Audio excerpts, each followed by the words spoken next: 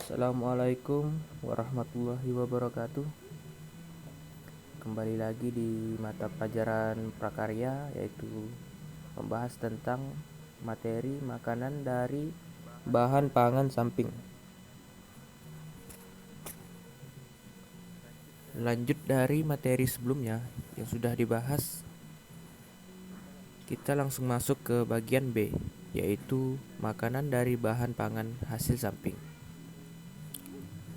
Pengertiannya, bahan baku berupa daging, hasil perikanan dan peternakan merupakan bahan pangan utama manusia, sedangkan bagian tulang, kulit, jeroan, kaki, dan sisik bagian tubuh yang jarang dimakan dan memiliki kandungan gizi dapat dimanfaatkan sebagai bahan pangan hasil samping. Hampir semua bagian dari bahan pangan, hasil perikanan dan peternakan dapat dimanfaatkan manusia. Hal ini menunjukkan betapa Tuhan Yang Maha Esa menciptakan kebutuhan makanan bagi manusia dengan hasil samping dari bahan pangan, hasil perikanan dan peternakan dapat dimanfaatkan dan diolah menjadi makanan siap konsumsi seperti mie bakso dan ceker ayam, keripik ceker ayam, kerupuk kulit sapi, keripik usus ayam, gulai kepala ikan kakap, rempeyek sisik ikan, dan lain-lain. Yang kedua, jenis dan manfaat. Jenis-jenis bahan baku yang digunakan untuk membuat makanan dari hasil samping perikanan peternakan yaitu yang A. Kepala ikan. Kepala ikan adalah bagian kepala dari tubuh ikan di mana terdapat insang, mata ikan, dan mulut ikan. Bagian kepala ikan dapat diolah menjadi hidangan yang lezat dan bergizi seperti gulai kepala ikan atau sup kepala ikan. Bagian kepala ikan masih memiliki sedikit daging serta nikmat. Menyatap bagian mata ikan memiliki nilai nutrisi yang hampir sama dengan bagian tubuh utama di mana terdapat daging ikan sehingga dapat memenuhi kebutuhan gizi serta memiliki nilai jual. Yang B. Kulit. Kulit ialah bagian paling luar daging. Kulit merupakan organ tunggal tubuh paling berat. Kulit juga merupakan hasil ternak yang paling tinggi nilai ekonominya, yaitu sekitar 59% dari nilai keseluruhan produk yang dihasilkan oleh seekor ternak. Kulit mempunyai banyak fungsi, antara lain sebagai alat perasa, pelindung jaringan di bawahnya, memberi bentuk, mengatur suhu tubuh, tempat sintesis vitamin D. Kulit dapat diolah menjadi produk pangan seperti kerupuk dan masakan lainnya. Yang C. Ceker ayam. Ceker ayam adalah bagian dari tubuh ayam, yaitu bagian kaki ayam. Tekstur yang unik dan rasanya yang gurih membuat ceker ayam digemari oleh banyak orang. Bagian tubuh ayam ini masih memiliki nilai gizi dan manfaat bagi tubuh. Ceker ayam mengandung protein, kolagen, zat kapur atau kalsium, dan kartilago. Yang D. Tulang ikan. Selain kepala ikan yang bisa mengurangi terjadinya osteoporosis, ternyata tulang ikan juga dapat membantu menguatkan dan memperkokoh tulang tubuh manusia karena tulang ikan mengandung kalsium, fosfor, dan vitamin D yang sangat dibutuhkan oleh tubuh dalam menjaga. Tulang ikan biasanya dikeringkan dan digiling menjadi tepung. Setelah menjadi tepung, ini baru bisa diverifikasi dalam bentuk olahan berupa cemilan seperti pangsit ikan, stik ikan, kerupuk, dan lainnya. Dan kalian bisa perhatikan gambar-gambar dari kepala ikan, dari kulit, dari ceker ayam, dan tulang ikan. Yang ketiga, teknik pengolahan makanan dari produk samping. Bahan baku perikanan dan peternakan. Beberapa jenis produk olahan pangan dari hasil samping dari hasil perikanan dan peternakan telah dikenal sejak dulu seperti sup ceker ayam, gulai kepala ikan kakap, sup kepala ikan, kerupuk kulit, dan sebagainya. Saat ini telah dikembangkan olahan hasil samping dari perikanan dan peternakan berupa cemilan berupa keripik ceker ayam, kerupuk pangsit tulang ikan, dan masih banyak lainnya. Olahan tersebut umumnya dimaksudkan untuk memaksimalkan pengolahan dan menambah variasi jenis olahan pangan produk hasil perikanan dan peternakan menjadi produk pangan sehingga makin bermanfaat untuk memenuhi kebutuhan pangan bagi kehidupan, serta untuk meningkatkan nilai ekonomis dari hasil samping pengolahan tersebut.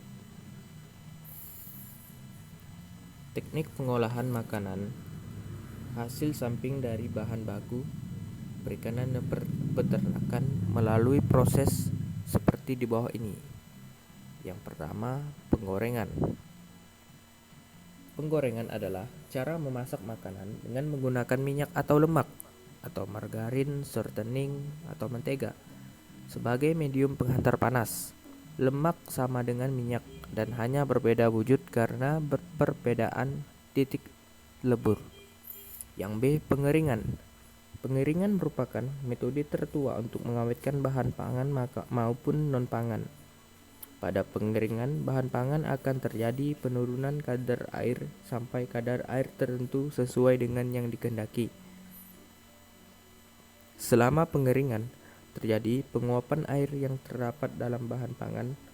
Oleh sebab itu, bahan pangan yang dikeringkan akan terjaga keawetannya karena kandungan airnya rendah sehingga organisme pembusuk tidak dapat tumbuh dan berkembang biak. Pengeringan pun dapat dilakukan dengan cara mengeringkan bahan pangan di bawah sinar matahari maupun dengan menggunakan alat pengering. Yang C, penggilingan. Penggilingan tulang ikan dikerjakan pada ikan yang memiliki ukuran sedang serta besar. Ikan-ikan memiliki tulang ukuran kecil, tak mesti digiling. Sebaiknya tulang ikan yang akan digiling dilakukan proses pengeringan terlebih dahulu agar kadar airnya berkurang. Yang D, perebusan. Perebusan adalah proses pemasakan bahan baku dengan menggunakan media air panas. Perebusan bertujuan untuk mematangkan bahan pangan sehingga diperoleh sifat organoleptik atau warna, rasa, aroma, dan tekstur dari bahan yang diinginkan. Perebusan dilakukan dengan mencelupkan bahan pangan ke dalam air mendidih atau 100 derajat Celcius dengan waktu yang bervariasi tergantung sifat, jenis, dan ukuran bahan. Yang keempat, tahapan pengolahan. Pengolahan hasil samping dari hasil peternakan dan perikanan yang diolah menjadi produk pangan bertujuan untuk membuat produk pangan yang lebih variatif dan memaksimalkan pengolahan hasil peternakan dan perikanan dengan prosedur pengolahan relatif mudah dan biaya yang terjangkau.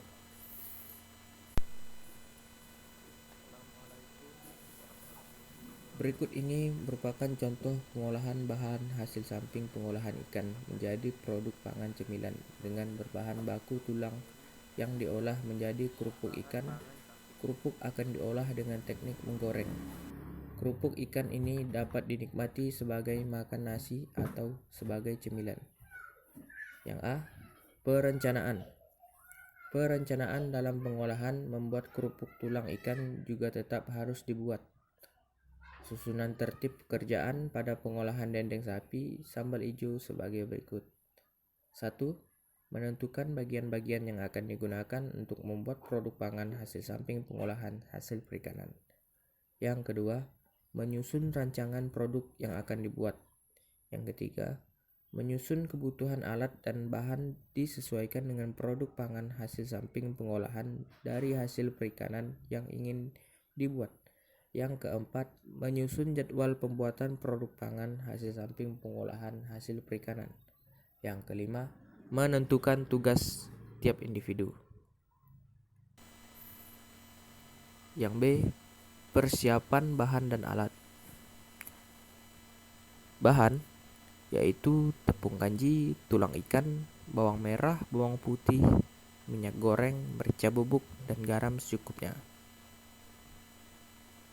Dan alat: blender, wajan, baskom, spatula, serokan, panci, dan kompor. Kalian bisa melihat gambar. Yang C, proses pembuatan. Yang pertama, awalnya tulang dan kepala lele dicuci sampai bersih, lalu kemudian direbus selama beberapa jam sampai tulang menjadi lunak.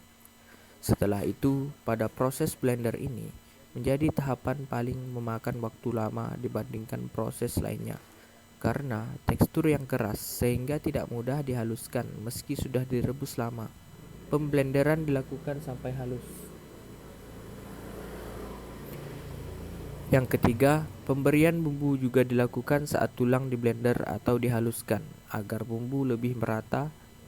Bahan bumbu yang digunakan terdiri atas bawang merah, bawang putih, garam, dan rempah-rempah yang dihaluskan. Selanjutnya, adonan tulang yang telah halus dicampur tepung kanji lalu ditambahkan air. Setelah itu diaduk sampai rata dan adonan dibuat gulungan. Kemudian dikukus selama 15 menit sampai pulen. Setelah itu gulung dijemur di bawah sinar matahari selama setengah hari. Langkah selanjutnya dipotong tipis-tipis membentuk lingkaran, kemudian kerupuk kembali dijemur selama 1 hari penuh sampai kering. Dilakukan penggorengan kerupuk, kemudian dikemas dalam plastik. Pengemasan produk pangan harus memperhatikan segi kesehatan tubuh konsumen. Dalam pengemasan berbagai produk pangan dapat dilakukan digunakan plastik atau mika. Pemilihan plastik dan mika untuk produk pangan haruslah sesuai jenis olahan, selera bentuk dengan warna yang beraneka ragam. Hal yang harus diperhatikan dalam pengemasan pangan adalah proses perekatan kemasan. Produk ini harus direkat tanpa celah sedikit pun. Hal ini mencegah untuk masuknya kotoran dan debu serta udara yang dapat mengakibatkan produk menjadi cepat rusak. Baiklah, hanya itu yang dapat Bapak jelaskan pada pertemuan hari ini. Kemudian akan diberikan tugas selanjutnya. Sekian dan terima kasih.